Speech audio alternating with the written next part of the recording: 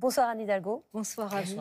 Le gouvernement vient d'annoncer un nouveau geste pour alléger la facture de carburant, un geste fiscal qui concerne 2,5 millions de foyers français. Il avait déjà accordé un chèque inflation de 100 € à 38 millions de Français. Vous avez une solution différente. Vous voulez baisser la TVA sur l'essence, sur le carburant, de 20 à 5,5%. Et ça étonne, parce qu'on a le sentiment quand même que c'est une solution qui est à contresens avec votre engagement écologique. Est-ce qu'on peut avoir un engagement écologique et soutenir la consommation d'essence ? Oui, d'abord, il faut penser à nos concitoyens qui sont en grande difficulté. On l'a vu dans vos reportages, qui vont, pour certains, être obligés de limiter leurs déplacements, qui sont obligés de compter des fins de mois extrêmement difficiles. Vous savez que l'écologie ne peut pas être non plus opposée au pouvoir d'achat et à la qualité de vie des Français. Ce que je propose, c'est une mesure transitoire, une mesure exceptionnelle, pour une situation exceptionnelle. Je le propose d'ailleurs depuis le mois d'octobre, puisque la hausse des prix de l'essence n'est pas nouvelle. Mais le problème, et donc, et par ailleurs, c'est totalement écologique, puisque ça ne remet pas en cause la trajectoire qui est la nôtre, qui est de sortir notamment des véhicules thermiques à horizon de 2030 ou 2040. Le problème, c'est que vous nous parlez effectivement de ces gens qui ont du mal à finir le mois, qui ont des difficultés à payer leur essence. Mais il n'y a pas que, évidemment, vous touchez tout le monde quand vous baissez la TVA, vous touchez ceux qui ont des grosses voitures, qui polluent. Et puis, vous nous dites que c'est une mesure temporaire. On ne sait pas quand les cours du pétrole vont arrêter de monter. Ils sont à 88, ils atteindront sans doute 100. On ne sait pas à quel moment ça va finir. Donc le temporaire peut s'éterniser. Alors, oui et non. C'est-à-dire que la TVA, c'est d'abord l'impôt le plus injuste, puisqu'elle touche tout le monde de la même façon. Et c'est l'impôt le plus injuste, puisque finalement, il touche plus fortement les ménages modestes. Et donc, oui, il faut assumer que même si des ménages aujourd'hui plus fortunés pourront en bénéficier, la grande majorité des Français, qui n'est pas concernée par les mesures du gouvernement. Les mesures du gouvernement concernent 2 millions de personnes. 2,5 millions, mais parce qu'il y a eu déjà le chèque qui a concerné 38 millions de personnes. Ne concerne pas les 14 millions de personnes qui, en fait, vont subir et subissent aujourd'hui déjà ce coût de l'essence. Deuxièmement, combien de temps aurons-nous d'augmentation des prix du pétrole ? Nous savons que, en fait, comme on va sortir du véhicule thermique, comme on va beaucoup plus aussi faire appel aux énergies renouvelables, de façon structurelle, les prix du pétrole, dans les années qui viennent, sont plutôt amenés à devoir baisser. Et c'est l'essence qui augmentera, c'est l'électricité qui augmentera. Alors, l'électricité, c'est un autre sujet, oui et non. C'est-à-dire que sur l'électricité... Bon, chère Nathalie Saint-Cric, je vous écoute. Vous dites que vous souhaitez sortir du nucléaire, vous dites le plus vite possible, et puis vous ajoutez sans sortie précipité pour ne pas faire flamber le prix de l'énergie. Absolument. Alors, on a envie de se dire, est-ce que finalement, c'est pas un tabou, le nucléaire, à cause des Verts, peut-être ? Et est-ce que c'est pas, on est autonome, c'est peu polluant ?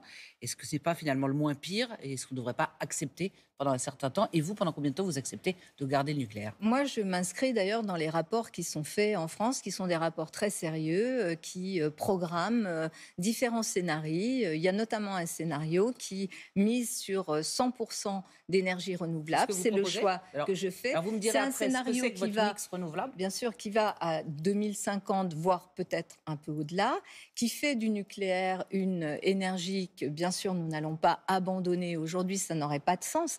Évidemment qu'on a des besoins énergétiques, on a des besoins en électricité qui, en fait, vont augmenter, même si on réduit nos consommations, même si on fait beaucoup de choses sur la rénovation thermique des bâtiments. On sait que 2050, le numérique, que l'utilisation, par exemple, de l'énergie électrique, y compris pour les véhicules électriques, va générer une consommation d'électricité. Ce que je ne veux pas, c'est mettre en danger la France dans sa souveraineté énergétique. Donc c'est pour ça que de façon extrêmement pragmatique et rationnelle, je considère qu'il faut bien sûr maintenir cette part d'énergie et ce mix, y compris aller jusqu'au grand carénage, c'est-à-dire le fait que l'on puisse prolonger un certain nombre de centrales. 40, 50, 60, les scénarios sur lesquels aujourd'hui la France peut travailler sont des scénarios qui fixent à 2050, voire à 2060. Ou après 2060. À 2060. Ou après 2060. intéressante. Voilà. Alors, juste deux choses. Le renouvelable, vous dites 100% de renouvelable. C'est quoi? C'est un peu d'éolienne, un peu de photovoltaïque? C'est quoi votre mix? Juste vite pour pas qu'on passe 3 C'est heures l'ensemble, sur- bien sûr, mais sachant qu'il y a une possibilité de développement de ce qu'on appelle le photovoltaïque que l'on peut vraiment plus individualiser. Bien sûr, les éoliennes, le mixte. Vous savez, il faut qu'on fasse le pari des énergies renouvelables, y compris d'un point de vue économique. Les marchés de demain, les marchés compétitifs de demain, les marchés sur lesquels nous allons pouvoir faire de la valeur dans notre pays sont les marchés du renouvelable. Nous ne pouvons pas nous en extraire parce que sinon nous serons dépendants de ce qui se fabrique ailleurs, en Chine ou même aux États-Unis. Donc il faut faire le pari de ces énergies renouvelables, y compris par rapport à la question climatique, et de façon très pragmatique, en assurant la souveraineté de notre pays sur la question énergétique et sur ses besoins en électricité pour nos consommations qui ne vont pas baisser, même si on fait beaucoup d'efforts pour diminuer la facture d'énergie dans les logements ou dans d'autres domaines. Il nous faudra quand même maintenir cette part d'énergie et d'électricité nécessaire à notre économie. Et ça, je ne mettrai pas notre économie en danger. Anne Hidalgo, l'une des plus grandes préoccupations des Français, c'est la santé. 9 millions de Français n'ont pas de médecin traitant et vivent dans des déserts médicaux. Alors, pour répondre à cette inégalité, dans votre programme, vous proposez d'envoyer 4000 internes dans ces déserts médicaux. Comment vous faites? Ça ressemble Dans un premier temps, d'ailleurs. Ça ressemble à un service militaire du passé. Comment on fait pour inciter des jeunes en 4e année à aller dans la Nièvre ou dans le Gers? D'abord, je m'appuie sur une réforme qui est en cours de l'internat en médecine. Et la dernière année d'internat, je propose que ça devienne une année pendant laquelle les jeunes médecins ne sont pas sur le statut d'interne avec la rémunération quand même très faible qu'ils ont aujourd'hui. Vous proposez 3 500 euros. Je propose qui est à peu près le double de ce qu'ils touchent aujourd'hui. Et je propose aussi d'ailleurs que cette année soit une année vraiment de professionnalisation.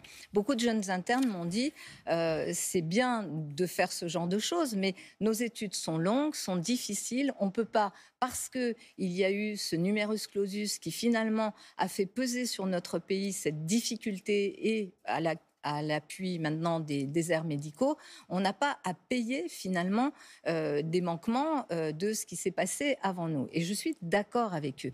Donc cette année de professionnalisation, elle doit être d'abord accompagnée par des médecins qui vont également les encadrer, les accompagner. Et cette année sera une année bien sûr obligatoire.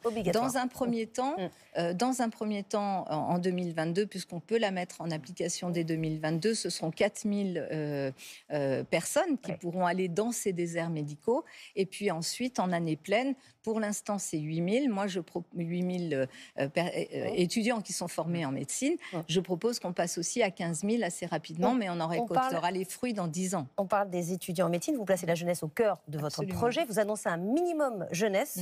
D'ailleurs, on ne sait pas combien ce sera, ce minimum jeunesse. Oui, autour de 500 euros, 500 mais à préciser, bien sûr. Avec des critères, bien sûr. Bien voilà. sûr, Et puis, il y a le capital jeune. 5 000 euros à 18 ans, une mesure qui a intrigué l'œil de 20h22. Ambroise Boulaïs. Anne Hidalgo, dans votre programme présidentiel, vous promettez aux jeunes une dotation de 5 000 euros à l'âge de 18 ans pour financer leurs projets personnels, professionnels. 5 000 euros pour tous les jeunes majeurs. Tous, peut-être pas. Le 13 janvier, vous annonciez que les plus riches n'auraient pas droit à ce capital. Un capital de départ qui sera bien sûr placé sous condition de ressources, mais pas que pour les plus défavorisés. Je pense aux classes moyennes. Mais 3 jours plus tard, vous changez d'avis. Donc il n'y a pas de condition de ressources. Sur cette somme de 5 000 euros, non. Voilà, parce que je veux vraiment qu'elle soit générale. Sans condition de ressources, cette mesure concernerait environ 800 000 jeunes de 18 ans par an. Facture pour l'État, jusqu'à 4 milliards d'euros chaque année. En Europe, le Royaume-Uni a instauré un capital jeune dès 2005. Chaque enfant recevait 700 euros de l'État, bloqué sur un compte jusqu'à ses 18 ans. Mais le gouvernement britannique y a mis fin en 2011, jugeant la mesure trop coûteuse pour les finances publiques. La somme attribuée aux jeunes Anglais était pourtant 7 fois inférieure aux 5 000 euros que vous promettez. Alors, Anne Hidalgo, 18 ans c'est un cap important, mais n'avez-vous pas vu un peu gros pour un cadeau d'anniversaire ?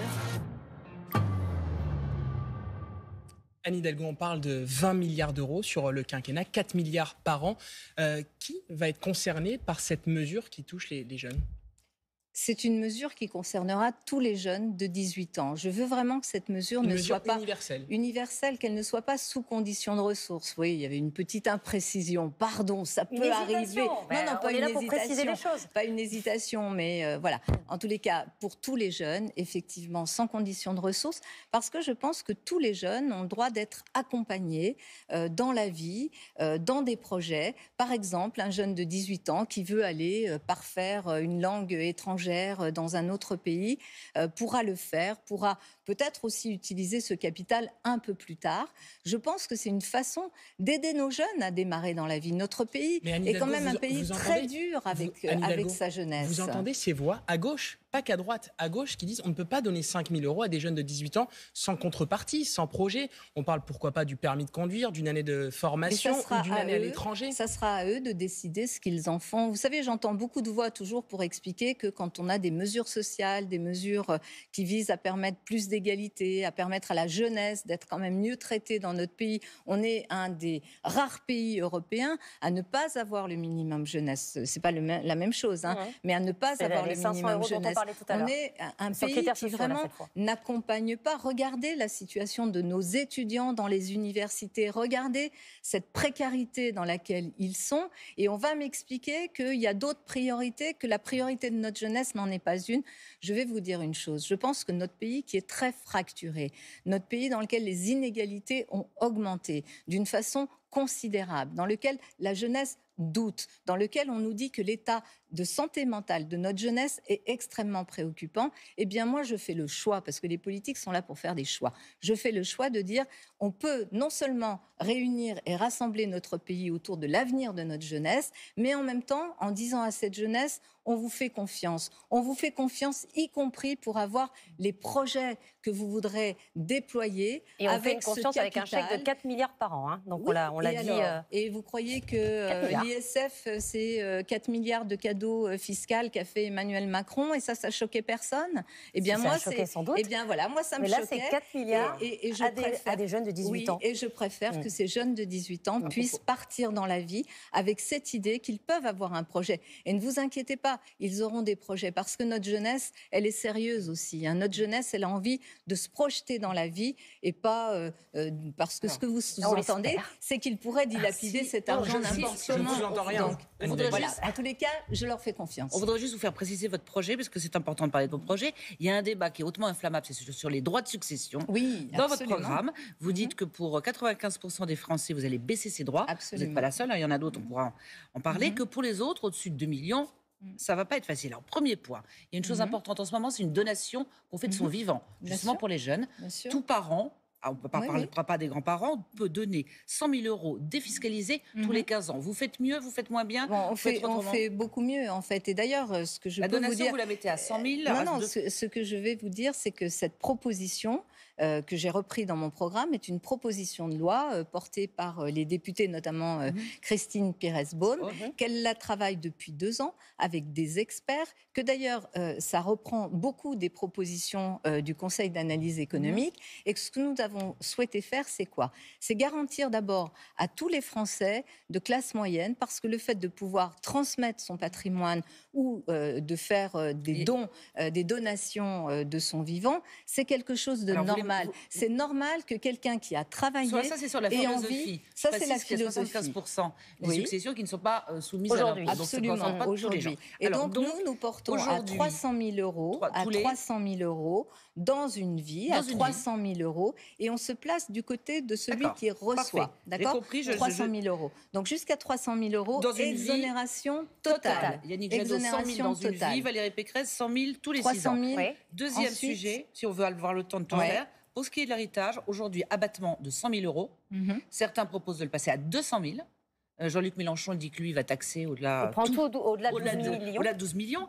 Qu'est-ce que vous changez pour les plus riches que vous mettez à plus de 2 millions? Alors ensuite, il y a un barème, et dans le barème des plus de 2 millions, on va jusqu'à 60% de taxation sur ces héritages. Ce qui est quand même, pour une personne qui recevrait un héritage de 2 millions d'euros, quelque chose de 60%. Raisonnable. Et vous maintenez le 100 000 euros d'abattement, vous n'allez pas plus loin. C'est 300 000 euros. Non, c'est je parle pas de la donation vivante, je parle au moment de l'héritage. Oui. Il y a un 100 000 euros qui est enlevé. Certains, comme Valérie Pécresse encore, ou d'autres, proposent de passer à 200 000. Vous gardez 100 000 euros. Voilà, la mesure forte, c'est les 300 000 euros pour tous les Français, ce qui veut dire que 95% des Français vont être exonérés de tous ces droits de succession, mais qu'en revanche, on va effectivement taxer avec un barème, mais aller notamment sur les plus de 2 millions. Et alors, de l'imposition des très hautes successions, vous espérez 8 milliards. Et là, je regarde, Absolument. en fait, le budget, vous avez chiffré votre chiffré, projet. D'ailleurs, dans le projet de loi de Christine Pires-Beaume. Et alors, donc ça, c'est 8 milliards. J'ai regardé un petit peu le reste. Vous espérez 6 milliards pour la fiscalité des multinationales. C'est la taxe GAFA, les 15%. 6 milliards. C'est pas 6 milliards. Aujourd'hui, c'est plutôt entre 3 et 4 milliards. Et là, vous avez mis 6. Oui, parce que nous voulons effectivement rendre cette taxe beaucoup plus rentable. En tous les cas, il y a 130 pays qui ont dit que ce sera 15%. D'accord. Mais c'est pas 6 milliards. Non, mais je me battrai aussi à l'échelle européenne, parce qu'à l'échelle européenne, c'est aussi là que ça va se passer. Mais là, c'est demain. Oui, c'est demain. Le budget de demain. C'est le budget de demain, et c'est chiffré, et c'est sérieusement chiffré. Tout comme d'ailleurs, j'ai mis aussi 6 milliards sur la fraude fiscale et l'évasion fiscale. Et comment vous faites ça? Parce qu'il y a des moyens supplémentaires, parce que vous ne parlez pas de la fraude, sauf dans la dernière ligne de votre programme. Des moyens supplémentaires, vous avez raison. Et là, j'ai quelqu'un qui m'a bien conseillé, qui s'appelle Christian Eckert, qui a été ministre du Budget, et qui m'a donné les bonnes indications pour qu'il y ait plus de contrôle. Vous savez qu'aujourd'hui, la fraude fiscale... C'est difficile de dire combien on va pouvoir récupérer la fraude fiscale dans le pays aujourd'hui, elle est de 80 milliards d'euros. Vous voyez que je suis très raisonnable, puisque j'en récupère 6 milliards par an. Faut y arriver. Et puis il y a aussi quelque chose qui m'intrigue. Mais on y arrivera. C'est les recettes. Attendez, on verra. Les recettes liées au surplus de croissance. Vous mettez 10 milliards. Alors, vous décidez qu'il y aura un surplus de croissance. Par exemple, tout à l'heure, on disait que la croissance en France l'an prochain, c'est 3,5%. Vous décidez que ce sera 4%. Non, comme ça. Je ne le décide pas comme ça. Parce que c'est quand même peut-être imprudent de tabler sur des recettes qui ne sont pas prévues. Vous savez, par tous les organismes en internationaux. économie, et d'ailleurs dans mon programme, vous le voyez, je démarre par la question du travail, en disant que je veux créer de la valeur. Je ne suis pas du tout malthusienne. Je ne considère pas que l'économie du pays, c'est un grand gâteau avec des parts qu'on va couper de plus en plus restreintes. Je considère que si on crée de la valeur, c'est-à-dire si on réindustrialise, si on augmente les salaires, si on met en place des services publics. Vous savez que les services publics comptent dans le PIB, comme de la création de valeur aussi. Eh bien, cette création de valeur, c'est ni plus ni moins ce que je retrouve dans cette augmentation du PIB, qui génère aussi, évidemment, des recettes. Et je précise qu'il n'y a pas un mot sur le remboursement de la dette, par contre. Alors si, en tous les cas, ce que vous trouvez dans mon programme, et c'est très clair, je considère qu'il nous faut sortir notamment du pacte de stabilité. D'ailleurs, on en est déjà sorti. Ça aussi, il faut l'accord des autres États. Oui, non, c'est déjà fait, chère Anne-Sophie Lapix. On est déjà sorti. Là, et d'ailleurs, le quoi qu'il en coûte du président de la République est juste une question politique. Une façon de dire qu'on en est vraiment sorti du pacte de stabilité. Quand vous voyez un certain nombre de Corinne Narassiguin qui disent finalement la primaire populaire, c'est plutôt bien, vous avez l'impression, comme Ségolène Royal, d'être lâché par les éléphants du PS, tout en sachant qu'aujourd'hui c'est plutôt des éléphantaux. Je parle d'Olivier Faure et de François Hollande. Écoutez, d'abord, vous savez, moi... Non, je ne me sens pas seule du tout, et je me sens dans le rôle qui est le mien. Voilà. Je porte une proposition qui est une proposition qui doit aider les Français à vivre mieux. Une proposition dans laquelle la justice sociale, appuyée d'ailleurs sur l'urgence écologique, vous considérez c'est qu'on vous dur, aide? mais vous savez, je pense que les Français vivent des situations bien plus dures que la mienne. Pas vous plaindre, mais c'est mon choix. C'est mon choix de porter ses valeurs, de porter ses convictions. Et vous savez, bien sûr que la gauche gauche doute, bien sûr que la gauche est fracturée, bien sûr que le PS ne va pas bien, ça ne m'a pas échappé. Mais j'ai décidé de relever ce défi, d'essayer d'apporter de l'espoir, de faire d'ailleurs comme beaucoup l'ont fait dans les pays européens où les partis socialistes, les partis sociaux-démocrates aujourd'hui gouvernent dans beaucoup de pays. Et qu'est-ce qu'ils ont fait? Ils sont allés parler aux catégories populaires. Ils sont allés parler aux classes moyennes. Ils sont allés proposer des solutions qui sont beaucoup plus justes. Et c'est ce travail-là que je suis en train de faire en portant avec beaucoup de camarades, mais aussi beaucoup de personnes de la société civile qui m'accompagnent, ce projet utile pour le pays. Et ça, je vous assure que c'est motivant. Juste un dernier mot. Samedi, la France a perdu un de ses soldats au Mali. Le brigadier Alexandre Martin est le 53e soldat à perdre la vie depuis 2013 dans l'opération Berkane. Aujourd'hui, on a vu des drapeaux russes au Burkina Faso. Et cette photo que vous allez voir avec des mots au Mali, la France dégage. Anne Hidalgo, est-ce qu'on a encore quelque chose à faire au Sahel? C'est extrêmement important de rester au Sahel. Bien sûr, pas tout seul. Bien sûr qu'il faut une évolution de notre présence, mais c'est très important d'y rester. D'abord, je veux saluer la mémoire du brigadier Alexandre Martin et de tous ces soldats qui sont morts au combat pour la France et pour notre sécurité, parce que notre sécurité ici, elle est aussi évidemment conditionnée par ce qui se passe là-bas. Je pense qu'il y a eu beaucoup de déstabilisation aussi dans les positions françaises qui font que aujourd'hui il y a cette relation ratée entre la France et l'Afrique. Il faut rétablir cela. J'ai beaucoup discuté aujourd'hui avec le maire de Ouagadougou pour essayer de savoir comment notamment il allait. Et vous savez, il y a un besoin de rétablir cette relation avec l'Afrique. Et je reviendrai sur ces sujets qui sont très lourds, mais bien sûr que je pense que la présence française est indispensable, même s'il y a des évolutions dans cette présence avec l'Europe. Anne Hidalgo d'être venue sur notre plateau, et ce n'est pas fini, vous allez pouvoir répondre aux questions de nos téléspectateurs et internautes sur Twitch avec Alix Bouillaguet et Samuel Etienne. Merci beaucoup Nathalie et Mohamed. À 21h10 sur France 2, vous avez rendez-vous avec Sophie Davant pour un numéro exceptionnel d'affaires conclues. Bonne soirée sur France 2, à demain.